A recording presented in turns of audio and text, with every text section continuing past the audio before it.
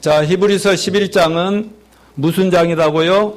믿음의 장이라고도 하고 구약 신앙인들의 명예 전당이라고도 하는데 믿음 시리즈 오늘 23번째까지 왔습니다. 그런데 오늘 한 절 읽어드린 히브리서 11장 32절은 마지막 히브리서 11장의 마지막 부분의 시작절입니다.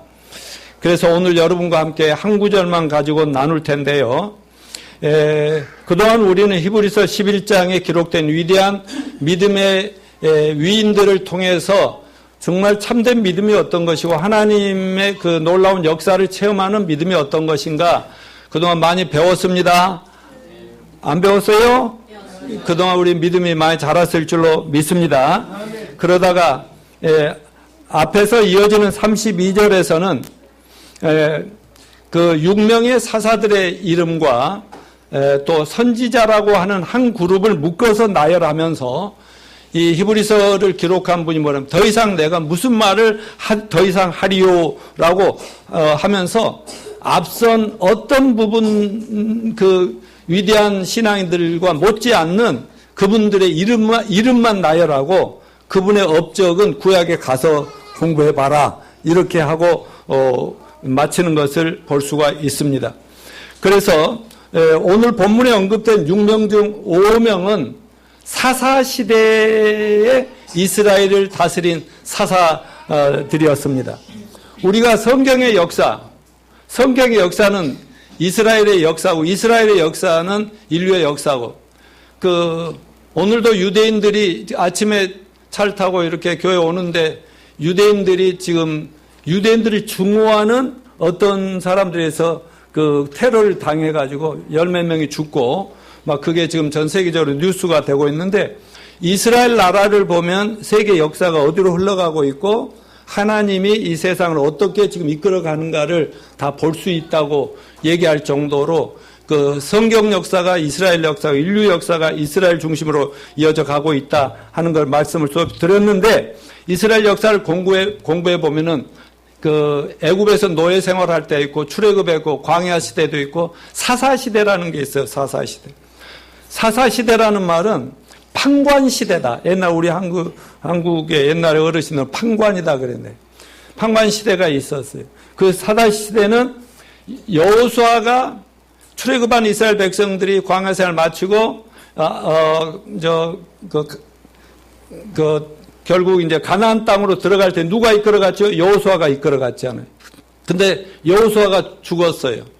모세는 여호수아 같이 걸출한 후계자를 남겼기 때문에 모세가 없어도 여호수아가 그 백성을 잘 끌고 가나안 땅에 들어갔는데 가나안 땅에 들어가서 모세가 죽자 걸출한 지도자가 없는 거예요. 여호수아가 죽자. 그러니까 그때부터 가나안에 들어가서 여호수아가 죽은 후부터 이스라엘 나라에 이스라엘 백성들이 뭐냐면 다른 나라 보니까 전부 왕이 있거든. 근데 여러분 이스라엘의 왕은 누구예요? 하나님이시죠. 또 온 세계 실제 왕 중에 왕, 킹 오브 킹스가 여호와 하나님이신데 그 하나님 갖고 만족 못하겠다. 우리도 왕 좀 세워놓고 좀 살아보자 막 이렇게 하니까 하나님이 기분이 좋겠어요? 나쁘겠어요? 나쁘니까 한번 그래 왕 한번 해봐라. 사울왕이라고 하는 왕을 딱 세워놓고 그 왕을 세워놨더니 얼마나 또 어려움이 또 많이 겪은가 실제로 체험을 통해서 배우게 만들어 주지요. 그 시대를 가리켜서 여호수아가 죽고 가나안 땅에서 사울 왕이 세워지기까지를 무슨 시대? 사사 시대다 그랬어요. 그래 모세나 여호수아 같은 걸출한 지도자가 없는 사사 시대는 이스라엘이 또 여전히 본성 그대로 타고난 저와 여러분에게 그냥 아무리 예수 잘 믿어도 맨날 속에 있는 못된 근성이 있잖아요. 그대로 하나님 좀 어려우면 망가고 원망하고 불평하고 또 하나님 율법, 하나님 말씀 이것도 막 제껴버리고 무시하고 그리고 주변에 가나안에 들어가 보니까 하나님이 약속한 땅인데 옛날 원주민들이 있는데 그들은 하나님 없이 멋대로 사는 인생들이에요. 그들 본받아가지고 그들하고 막 짝하고 놀고 막 이런 식으로 살다 보니까 아주 영적으로는 그냥 하나님이 그냥 확 세려버리고 싶은 그런 아주 그런 어려운 시대, 어두운 영적인 시대에 하나님께서 사사들이라고 하는 사람들을 그때그때 지도자로 세워요.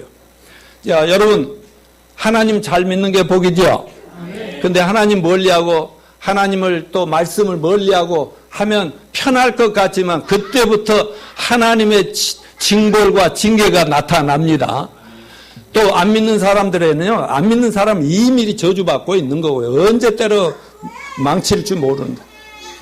그런데 그런 시대에 하나님이 징벌하면 또 우리 인간들은 어때요? 어려움 닥치면 아이고 하나님 잘못했어요 하고 또 이렇게 살려달라고 용서해달라고 그러면 또 하나님이 그때그때 사사들을 일으켜가지고 특별한 하나님의 사람들을 불러서 그들을 물론 그들이 잘못할 때는 주변에 못된 하나님 안 믿는 적들을 일으켜가지고 전쟁을 하게 만들고 막 그들을 공격해서 채찍으로 해초리로 막 자기 자식들 잘못된 거 때리듯이 때리고 그렇게 하면 그들이 또 부르짖으면 하나님이 또 이놈의 새끼들 그러니까 좋은 말 할 때 들으라고 했잖아. 이러면서 또 봐주고 이렇게 했을 때 하나님은 사사들이라는 사람을 세워서 그들에게 경고도 하고 또 책망도 하고 또 바른 길 신앙생활에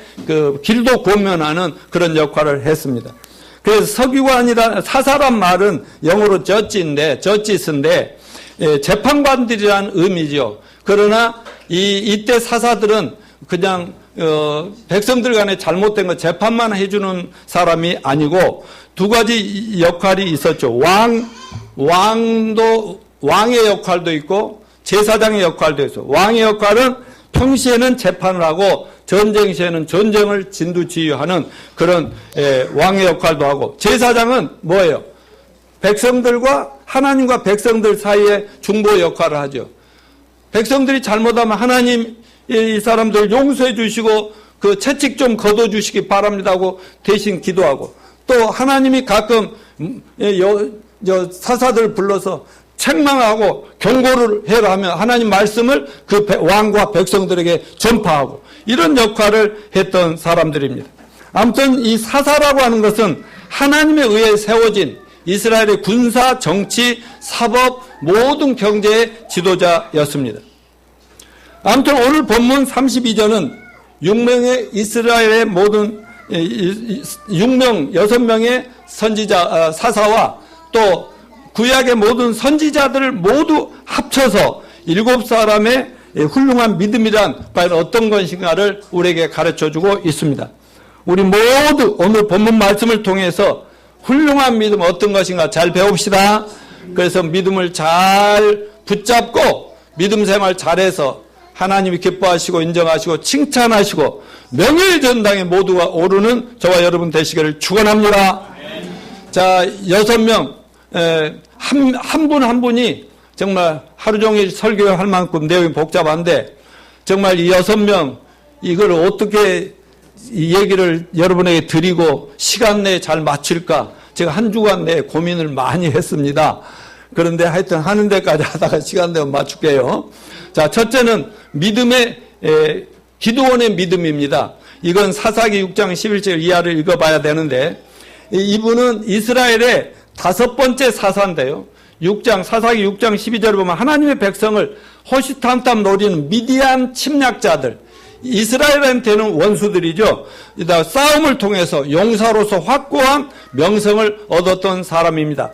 사사기 6장 12절에 보면 여호와의 사자가 기드온에게 어느 날 나타나 이르되 큰 용사여 여호와께서 너와 함께 계시도다 하매. 말하자면 하나님의 천사가 하나님의 심부름꾼이 기드온에게 나타나서 이스라엘을 인도해 그들을 구원하라는 명령을 주셨습니다.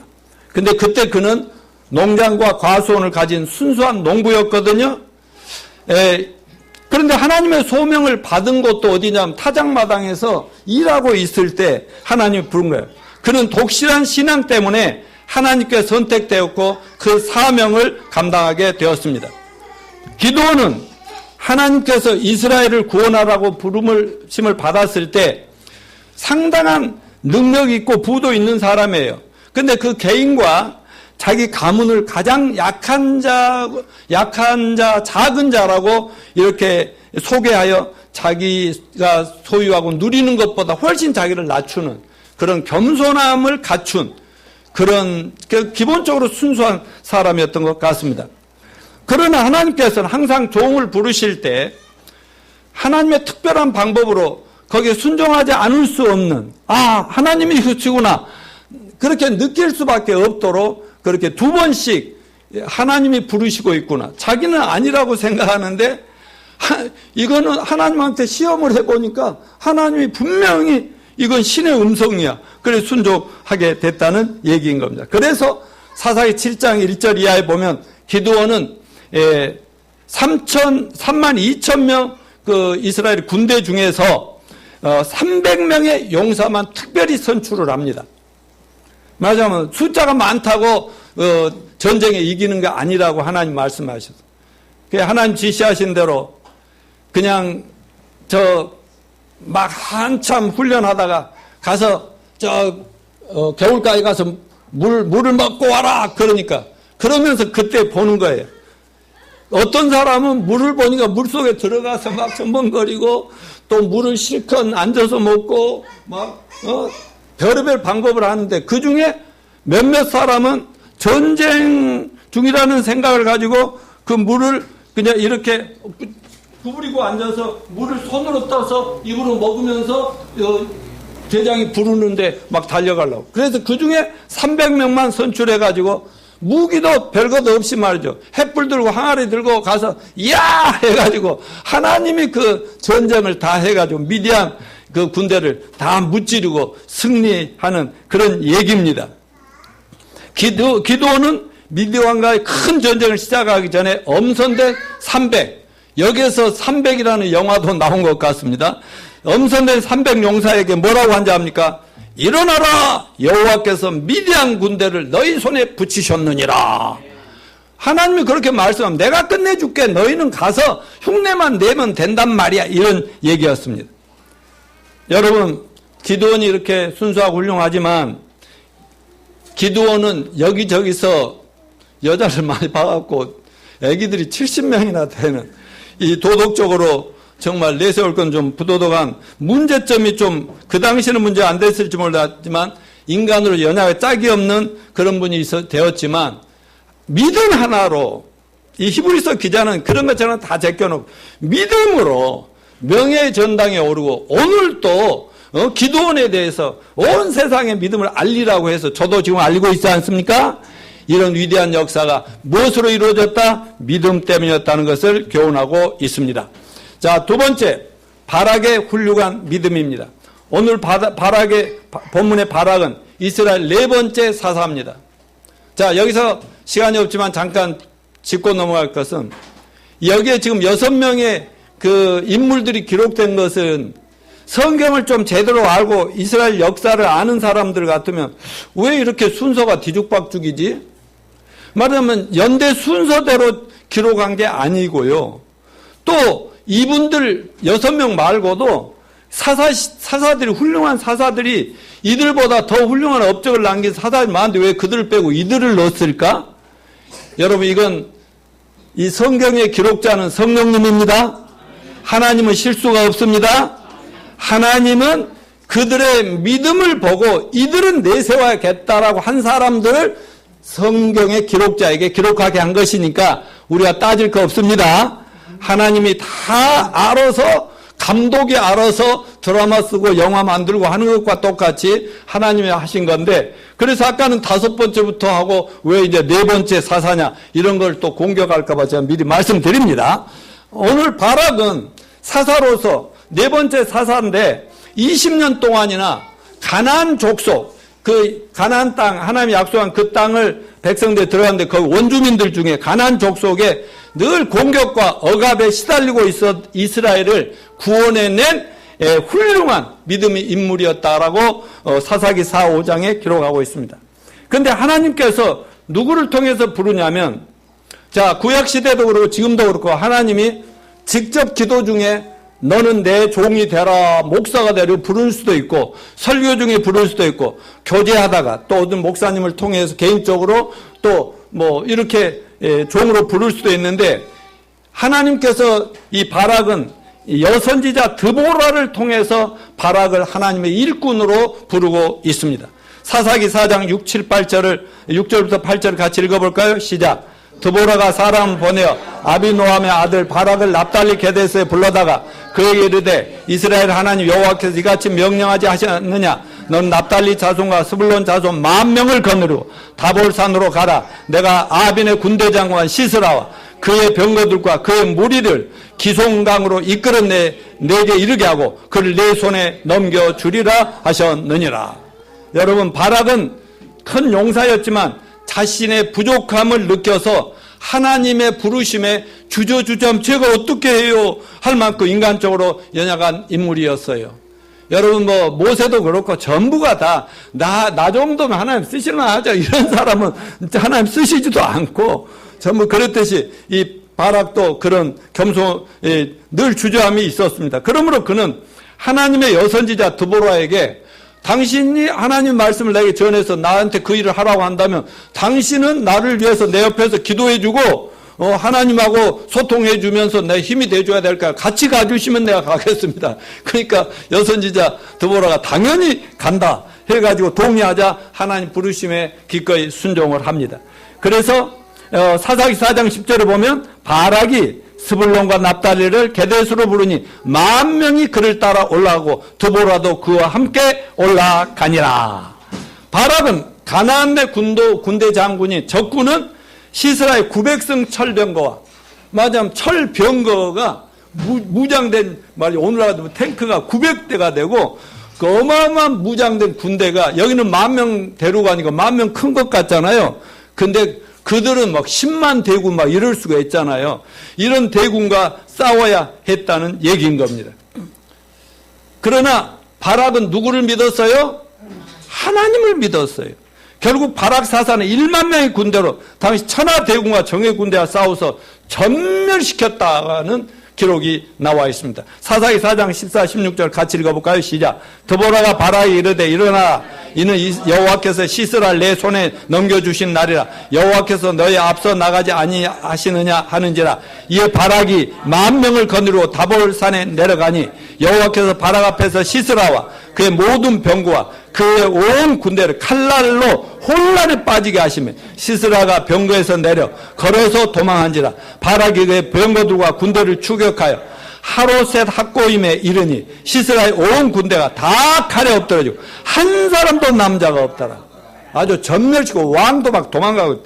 근데 누가 이 전쟁에 승리를 주셨어요? 하나님이 혼란하게 막 만들어가지고. 그래 전쟁의 승패는 여호와께 속한 것입니다.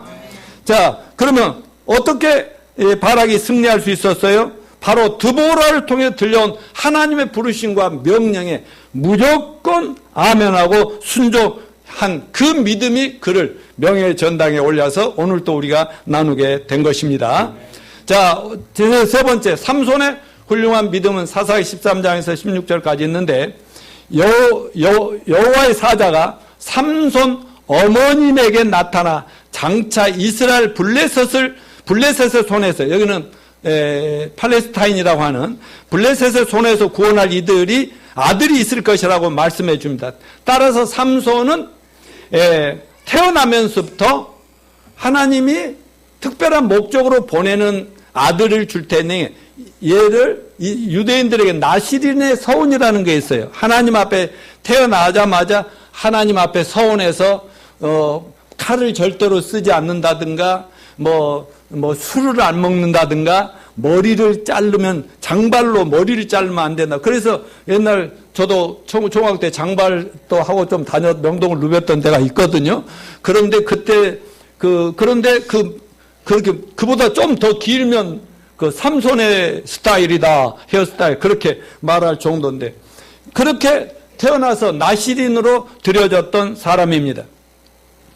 그런데 하나님이 삼손에게는 특별한 나시린으로 부르면서 나시린이 가질 수 있는 특별한 능력을 주셨는데 괴력을 가졌어요. 말하자면 웬만한 군대하고 막 싸워서 혼자서 막 1000명도 처리할 수 있고 한 나라도 그냥 무찌러 버릴 수 있는 어마어마한 힘이 있었어요. 그런데 삼손은 하나님께서 택하시고 부르신 헌신의 종이었어요. 그래서 사사기 13장 25절에 보면 여호와의 신이 비로소 그에게 감동하시니라. 자, 여러분 어렸을 때는 자라나면 잘 모르잖아요. 그런데 그 교회를 오늘날도 교회를 오래 다닌 사람들이요, 머리로는 다 알아요. 예수님 믿으면 구원이고 천국이고 지옥도 있고 아는데 어느 날 성령이 확 임하면 그 모든 게 믿어져 버리는 거예요. 보지 않고도 막 천국이 믿어지고 하나님도 보이는 듯이 믿어지는 그런 역사가 있듯이 삼손도 드디어 하나님의 신이 그에게 확 임할 때 느끼죠. 근데 삼손이 하나님께서 특별하게 택하고 부르신 종이고 그의 삶이 좀 여러 가지 하나님께 온전하게 헌신된 인물이긴 하지만 일생 동안 따라다니는 그 삼손만의 약점이 있어요. 무슨 약점일까요? 육적인 욕망을 이기지 못하는 그런 약점이 있었습니다. 그러나 삼손은 그런 약점에도 불구하고 아주 비범한 용기와 훌륭한 믿음의 인물이었어요. 그는 혼자서는 믿을 수 없는 힘으로 블레셋 군대와 싸워서 그 공을 세우게 했습니다. 그리고 삼손은 싸울 때마다 이겼어요. 근데 그 육적인 욕망을 이기지 못한 걸로 인해서 엄청난 대가도 지불하죠. 그게 여러분 잘 아는 삼손과 데릴라 영화도 나왔죠. 오정은 형님 봤어요? 그런 거 안 봤지? 우리 어렸을 때 나온 거야. 근데 이제 성경을 보면 영화보다 더 재미있어. 뭐냐면 블레셋 적군이잖아. 거기에 이쁜 여자가 있었는데 데릴라야. 데릴라라고 다 데릴라. 그 여자의 눈에 빠져가지고 둘이 그냥 사랑에 빠지고 연애에 빠져서 나중에 결혼을 하고 살아요. 그런데 블레셋 군대는 삼손 저놈만 없으면 안 돼. 얼마나 힘이 센지 어떻게 해볼 길이 없는 거야. 그래서 자꾸 뭐라고. 근데 그 데릴라가 이렇습니다. 그냥 둘이 이렇게 사랑에 빠질 때 여보 자기야 하면서 그냥 당신의 힘의 괴력의 그 비밀이 뭐야? 그러면 슬쩍 절대 그 비밀은 나시린의 비밀을 말하면 안 되거든요. 그래서 그냥 대충 둘러대고 그랬어요. 그랬는데 갑자기 데리려면 당신 나 못 믿어? 그러면 나 우리나라로 가버린다 하고 이혼하자 뭐 이렇게 나오니까 아이고 사랑하는 사람 안 되겠다 싶어가지고요. 살짝 얘기해 줬어요. 실은 이 머리에 비밀이 있는 거야. 그랬더니 저녁에 잠자는데 이 적군의 여자잖아요. 머리를 그냥 가위로 싹둑 잘라버려요. 그러니까 힘을 쓸 수 있어요, 없어요? 괴력이 없어지는 거예요. 그래야 그것을 자기 나라에다 알려줘요. 여기 스파이죠. 그래가지고 그쪽에서 그냥 체포단이 와가지고 삼손을 체포하는데 전에 같으면 한 방에 다 없죠. 근데 힘을 못 쓰니까 대버가지고 두 눈을 뽑아버리고요. 그리고 이 큰 물맷돌을 갈면서 신전에서 노예로 고통을 받게 하는 게 그 얼마나 힘들고 괴로웠겠어요. 믿음이 없었으면 내가 죄값 한다 이럴지 몰랐는데 믿음을 가진 사람으로 자기가 하나님의 계율을 어겨서 이렇게 된다니까 얼마나 미치겠어요. 회개했겠어요? 했겠어요? 잘못하고 그 비참한 고통을 받으면서 하나님의 원수들 저는 죽어도 상관없는데 하나님 모욕당하고 이스라엘 고통당하는 볼 수가 없으니 하나님 회개하오니 나를 한 번만 더 사용하여 주옵소서. 나 죽어도 좋습니다. 그런 간절한 기도를 하나님이 응답하실까요? 아멘. 응답하십니다. 그래서 다시 하나님이 용서하고 기회를 주십니까? 눈은 멀고 그러지만은요, 이 신전, 다곤 신전이라고 하는 어마어마한 그 안에 막 지도자들 뜨고 수천 명이 있고 막 그런 곳인데요. 막 저기 있잖아요. 뭐 로마에 막 경기장 같이 있고 막 그런 데 있잖아요. 막 그런 데인데 그 두 기둥을요, 왼쪽 오른쪽 그 기둥을 잡고 중심에 가가지고 후악 힘을 쓰니까 그게 무너지면서 이 삼손 죽었겠어요? 살았겠어요? 삼손 죽어요. 근데 거기에 수천 명이 죽어요. 자기가 그동안에 전쟁으로 죽였던 사람은 더 많이 죽였다고 그랬어요. 그래가지고 이스라엘이 승리하는데 공헌을 하게 되는 것입니다. 삼손은 자신이 하나님 말씀을 잘못함으로 비참한 상황에 처하게 되었지만 평소의 믿음으로 하나님 앞에 회개하며 기회를 달라고 했더니 응답해서 결국은 삼손의 믿음이 이런 위대한 역사를 이루고 하나님은 지난 그 모든 걸 다 감춰주시고 바로 그 믿음, 이거는 온 세상에 알려야 된다고 명예의 전당에 세워놓은 것입니다. 그래서 매트웰이라는 영적인 지도자는 참된 신앙은 그것에 많은 실수가 있을지라도 하나님께 인정받고 하나님이 알아주신다라고 말씀하셨습니다. 자, 다음에는 입다의 훌륭한 믿음입니다. 입다는 기생에서 태어나면, 얘를 첩에서 태어나면 서자라고 그러잖아요. 그러니까 어려서부터 자라면서 가족으로부터 동네에서 또 이스라엘 공동체에서 죄인의 아들이라고 얼마나 무시한 멸시와 욕을 당했겠습니까? 결국은 가정과 공동체에 쫓겨나니까요. 근데 이 친구는 또 싸움을 잘해요. 그러니까 어느 동네나 가면은 싸움꾼들이 있잖아요. 그러니까 우리 대한민국의 조폭, 두목 같은 역할이 돼요. 그래가지고 그 패싸움만 하면, 그러니까 이 입다를 따라다니는 그 싸움꾼들이 늘 있어가지고 몰려다니면 싸움에서 이기고 그 두목으로 이렇게 생활했어요. 그런데 이스라엘 나라가 암몬 족속이라고 하는 그 가나안 땅에 또 그 원수 같은 족속들과 싸움하다가 위기에 처하자 결국 하나님 부름을 받고 이스라엘 나라를 구원하는 그렇게 건져낸 사사로서 기록되고 있습니다. 사사기 11장 4절 11절을 보면 입다는 이스라엘의 암몬 족속으로부터 전쟁을 위협을 당할 때 입다를 쫓아냈는데 앞장섰던 그 동네에 그 원로들이라는 장로들이 있는데 우리 이중화 장로님 빼고 이런 장로들이 와가지고 그 입다가 이제 정말 저 깡패 두목같이 패거리 두목 노를 하고 있는데 와가지고 제발 우리나라들 네가 좀 건져줘야 되겠다. 네 패거리들이 건져줘야 되겠다. 그러니까 입다가 뭐라고 그랬겠어요? 아니 쫓아낼 때는 언제고 또 이렇게 또 불러내고 그렇습니까? 그렇지만 나라가 위기에 처했으니 하나님이 너를 부르신다. 제발 좀 가서 우리나라를 건져줘라 하니까 입다가 뭐라 하는지 압니까? 그러면 내가 전쟁에 승리를 하면 나를 무시하고 멸시하고 쫓아내고 그러지만 나를 대장으로 삼아 주겠소 하니까 그렇게 하겠습니다. 그러면 서약하시오. 그 서약 받고 드디어 그 전쟁에 참여해서 대단한 승리를 하게 됩니다. 하나님께서는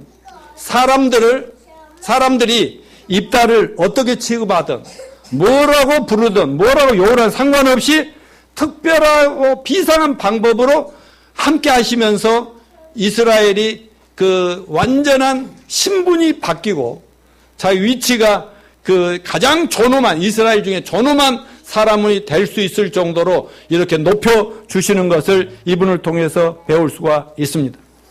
여러분, 그런데 입다는 또 어떤 좋은 성품을 가졌냐면 이와 같이 암몬 족속과 그 앞장서 전쟁을 해갖고 이겼잖아요. 그러면 봤지. 내가 그런 사람인데 너희들이 날 쫓아내고 그랬어. 이렇게 자기 자랑을 한 게 아니라 뭘 했어요? 하나님이 하신 것이다. 하나님께 영광을 돌리는 겸손한 믿음의 사람이기도 했던 것입니다.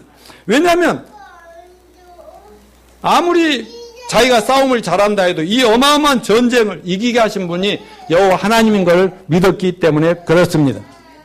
근데 입다하면은 하나 꼭 참고로 알아두실 얘기가 있어요. 입다가 뭐라는지 전쟁에 나가면서 하나님 앞에 하나님의 백성들 앞에 내가 전쟁에서 이기고 돌아오면 하나님 이기게 해주신 것이니까 내가 전쟁에 돌아올 때 맨 먼저 나와서 나를 환영하는 사람은 그가 누구든 하나님 앞에 번제물로 말하자면 불에 태워서 제단에 바쳐 드리겠습니다. 이렇게 하나님께 드리겠습니다. 이렇게 했어요. 그런데 전쟁 이기고 막 빵빵 올리고 오고 있는데 맨 먼저 누가 나타나는 줄 아십니까? 입다의 딸. 그것도 무남 동녀.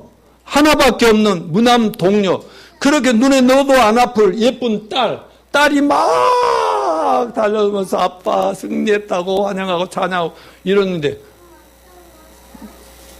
나중에 이 입다는 하나님을 얼마나 신뢰하고 경외하는지 이 서원을 말해놓고 화장실 갈 때하고 올 때 마음 다르다고 서원 지켰겠어요? 안 지켰겠어요?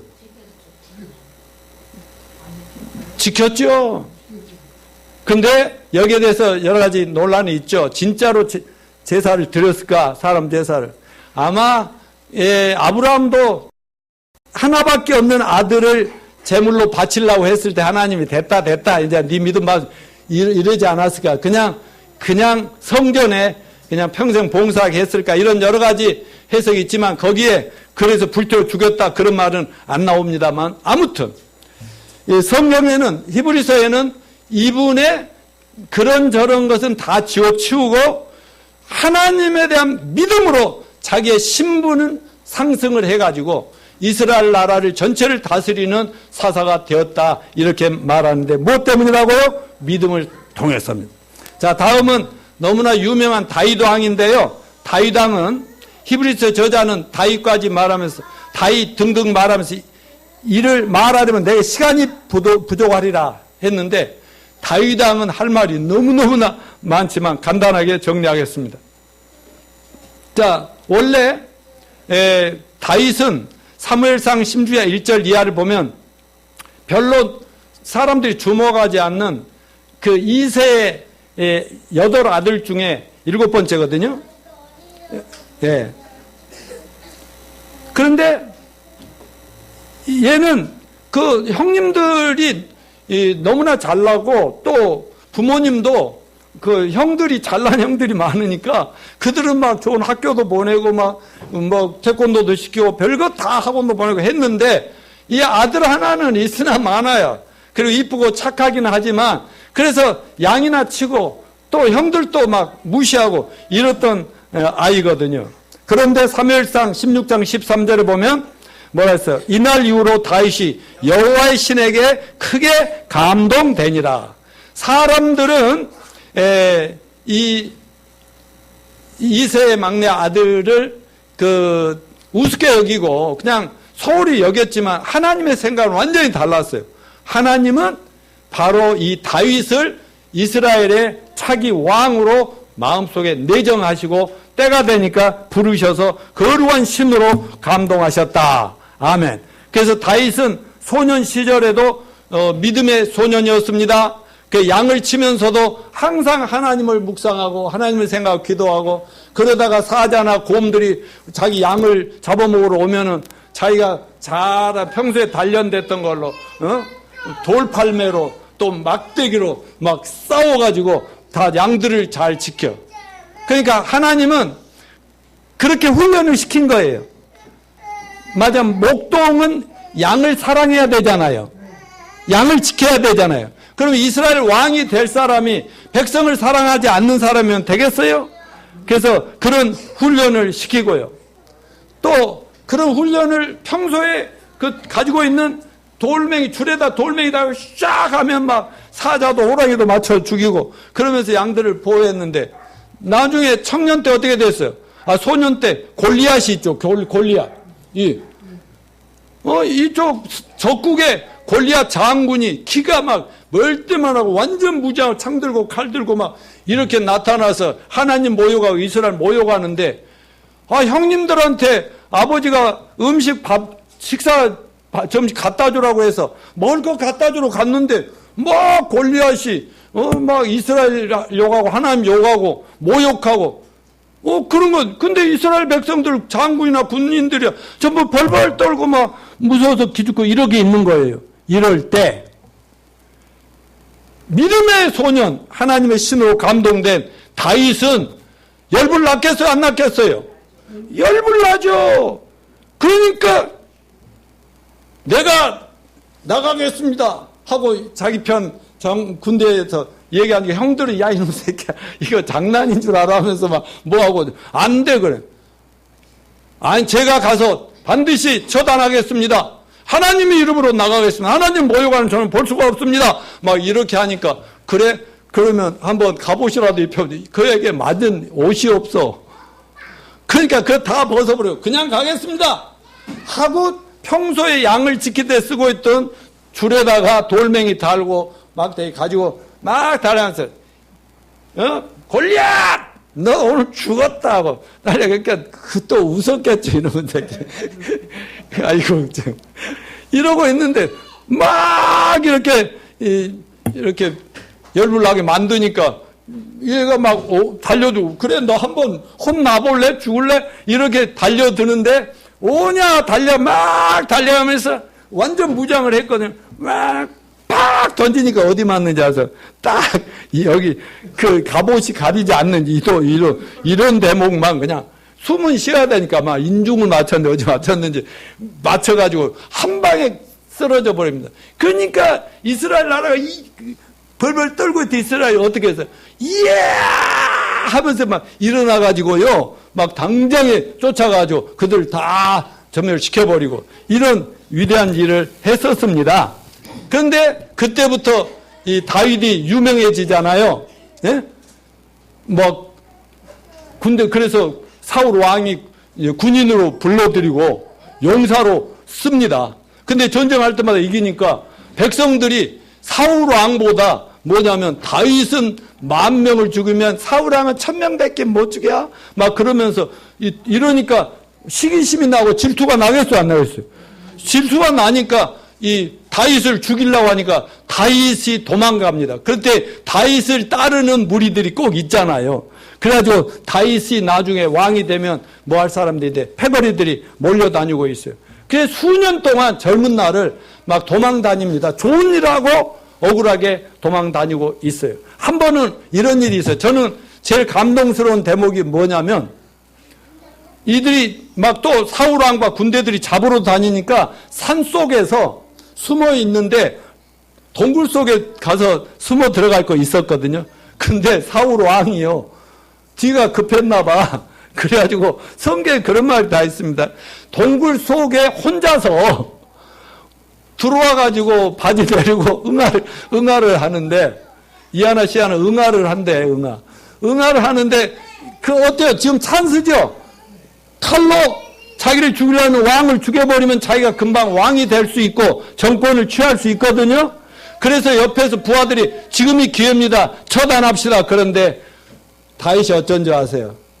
아니야, 하나님이 세운 사람을 그렇게 우리가 마음대로 하면 안 돼. 다 하나님의 때가 있는 거니까 기다려야 돼. 그래가지고 조용히 돌아가게 해준다고요. 살려준다고요.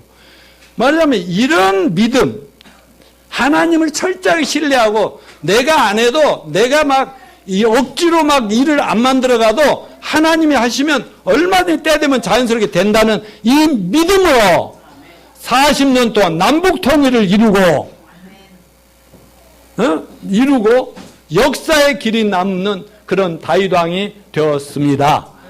그런다면 다윗, 우리 성경에 보면 시편, 세상 교회 안 다니는 사람들도 좋아하는 시편 150편 중에 73편을 다윗이 썼다고 합니다. 근데 이 시가 얼마나 성령의 감동을 받았는지 늘 이게 모두 간증이야.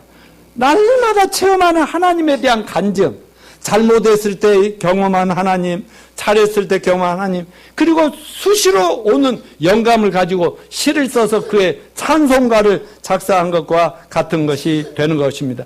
아무튼 다윗은 믿음의 사람, 성령의 사람으로서 명예의 전당에 우뚝 서 있음을 본받읍시다. 자, 다음에 사무엘의 훌륭한 믿음. 사무엘은요, 간단하게 말씀드립니다. 결혼한 지 오래됐는데 그 집안에 아이가 하나도 없어. 그래서 아이 있는 사람들을 보면 막 열불이 나가지고 그 엄마 한나가 성전에 가서, 교회 가서 밤이 새도록 기도를 해요. 하나님, 아이 하나 주시면 하나님께 바쳐서 어려서부터 하나님 섬기게 할게요. 안 주시면 나 안 물러나갈 거예요. 얼마나 열심히 했는지. 목사님, 제사장이 와서 이렇게 보니까 얼굴이 부얼거니까, 너는 어떻게 하나님 집에서 술 먹고 이렇게 해로운 게 아니냐, 막 이렇게 물어볼 정도. 나 술 안 먹었거든요. 얼마나 기도했는데 성령이 충만해져가지고 얼굴이 벌개질 정도. 그래가지고 얻은 아들이 사무엘이에요. 그래서 한나의 서원대로 한나는 어려서 젖되자마자 그 엘리 제사장한테 갖다 맡겨서 바로 엘리 제사장에서 하나님 말씀 율법과 또 성전 의식과 모든 것의 성직자로 이렇게 자라났고, 그는 그런 제사장이자 그 사사사 선지자로서 하나님의 말씀을 예언까지도 많이 한 그런 훌륭한 지도자가 되었습니다. 사무엘은 자기 생애 중에 하나님을 반역하고 의롭고 거룩하신 하나님을 따르기를 거부한 백성들 가운데 유일하게 훌륭한 믿음을 가지고 그 백성들에게 그렇게 살면 안 된다라고 또 올바른 방향을 제시했던 분입니다. 사무엘상 12장 16절 18절 같이 읽어봅시다. 시작. 이제 가만히 있어서 여호와께서 너희 목전에서 행하시는 이 큰일을 보라. 오늘은 밀 베는 때가 아니냐. 내가 여호와께 아뢰리니 여호와께서 우리와 비를 보내서 너희가 왕을 구한 일, 그 여호와의 목전에서 범한 죄악이 큼을 너희에게 밝히 알게 하시리라. 이에 사무엘이 여호와께 아뢰매 여호와께서 그날에 우리와 비를 보내시니 모든 백성이 여호와 사무엘을 크게 두려워하니라. 말하자면 우리도 왕 좀 세워주시고 왕국이 되게 해주고 이런 나라가 되게 해주세요 하니까 사무엘은 정말 안타까운 거죠. 저 어리석구나. 그게 범죄였어요. 하나님으로 만족 못하는. 그래가지고 결국은 사울에게 기름 붓게 되는 것이죠. 사무엘 선지자가 이 말씀을 전할 때 하나님 주신 계시를 믿었고 백성들에게 담대히 주저없이 선포했으며 그 말씀대로 선포되었습니다. 결국은 그래서 사무엘은 훌륭한 믿음의 용장으로서 명예 전당에 올라서게 된 것입니다. 마지막으로 저 선지자들 이 32절에 보면 이 6명을 얘기하고 선지자들 한 문급으로 말하는데, 선지자들은 뭐냐면 모든 구약 시대에 하나님 말씀을 받아 전하는 하나님 말씀 예언자들을 선지자라고 그렇게 말을 합니다. 자, 그런데 그 시대가 아무리 타락하고 악해도 이 하나님은 선지자를 불러서 그 선지자에게 말씀을 주시고 경고도 하시고 책망도 하시고 또 권면도 하시고 이렇게 그 백성들을 이끌어 나가셨을 그런 사람들을 선지자라고 그렇게 말을 합니다. 그런데 예수님이 이 땅에 오셨을 때 이스라엘 백성들이 타락해가지고 하나님이 보낸 하나님의 말씀의 사자들을 어땠어요? 수없이 죽였다고 책망하셨던 그런 걸 기억할 것입니다. 자, 설교자인 저도 마찬가지인데요. 목사의 역할은요, 목자이기도 하고 여러분을 돌보는 목자이기도 하고 교사고 성경을 가르치는 교사이기도 하고 또는 선지자의 역할도 있어요. 설교를 통해서나 말씀을 통해서 여러분에게 그 책망을 하고 그렇게 하면 안 되라고 말하는 선지자의 역할도 있습니다. 그런데 가끔은 성도들이 듣기 원하지 않는 소리가 제 입을 통해서 선포될 수도 있고 또 형제 자매들과 교제하면서도 성령이 주신 생각을 그렇게 하면 안 될 것 같아 라고 말할 때가 있어요. 여러분 이런 말씀을 무시하면 돼요 안 돼요? 절대 안 됩니다. 근데요 요즘 좀이라도 거슬리고 듣기 싫어하는 설교나 말을 하면 성도들이 뭐 교회가 여기만이 나고 다 도망가 버린다고 그러는데, 그래서 할 말도 못 해주고 눈치만 보는 목사들이 많대요. 그래서 목사들은 듣기 좋은 소리만 하고 기분 좋은 소리만 해준대요. 그러니 교회가 타락하겠어 안 하겠어요? 성경에는 뭐예요? 교훈과 책망과 이렇게 살라는 교훈도 있고, 책망, 그렇게 살면 안 되라는 책망도 있고, 바르게 하고 회개하는 방법도 가르쳐요. 의롭게 사는 이런 길을 성경이 줬는데, 성경이 듣기 좋은 얘기만 하면 되겠어요? 축복 축복 축복, 잘 믿으면 축복이요 축복, 돈 많이 벌어, 이런 소리만 하면 되겠어요? 안 되겠죠? 그러니까 여러분, 제가 좀 싫은 소리 해도 도망가지 마세요. 그럴수록 더 와서 아멘 하고 우리가 변화를 받읍시다. 아멘. 근데 이 선지자들이 바른 말을 하다가 막 순교도 당하고 핍박과 압박과 쫓김을 당하고 얼마나 많은 고난을 당했지만 하나님의 말씀이니까, 말씀대로 순종하면 축복이고 아니면 멸망이니까 말해야겠어요 안 해야겠어요? 믿음으로 선포한 선지자들, 이들의 믿음은 선지자들이 전부 하나님 명예의 전당에 올라갔다 하는 것입니다. 자, 이상의 인물들의 훌륭한 믿음을 총정리하면, 자, 오늘 그 대신 오후 예배 모임 빨리 끝내드릴 테니까 없으니까 한 5분 늦어져도 잘 들어요. 아멘. 그들의 믿음이 그들을 위대한 인물로 만들었다. 이게 핵심적인 교훈입니다. 그들의 훌륭한 믿음을 요약하면 이렇습니다. 그들은 하나님 부르심 앞에 하나님의 은혜가 아니면 받을 수 없는 소명을 알고 믿음으로 그걸 받아들였다는 것입니다. 하나님이 맡기신 사명과 명령은 목숨 걸고 순종을 하는 믿음이었다.